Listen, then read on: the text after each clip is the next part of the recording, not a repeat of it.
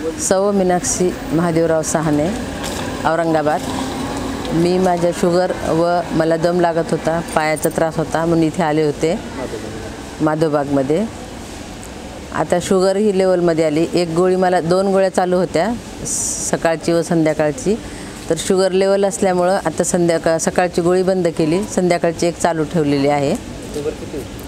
Sugar माझी सकाळची 180 असायची आणि दुपारची जी 230 असायची ती आता एकदम नॉर्मलमध्ये आहे।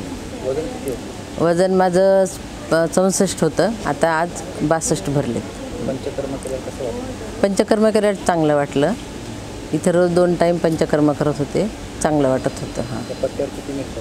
पट्ट्यावर मी पहिल्या दिवशी 11 मिनिट चालले होते, पण आज 9 मिनिटं चालले। आज मला दम लागला थोडासा आणि पाय भरून येत होते म्हणून मी चालले नाही। काय फरक पडला तुम्हाला? आता एकदम हलकं वाटतं। आता याच्यानंतर डाएटच्या याच्यानुसार नंतर बघू। तर बाकी इथलं सगळं चांगलं वाटलं आम्हाला, वातावरण विशेष म्हणजे स्टॉप चांगला वाटला, मैत्रिणी चांगल्या भेटल्या, सगळ्यांची वेळ चांगला गेला।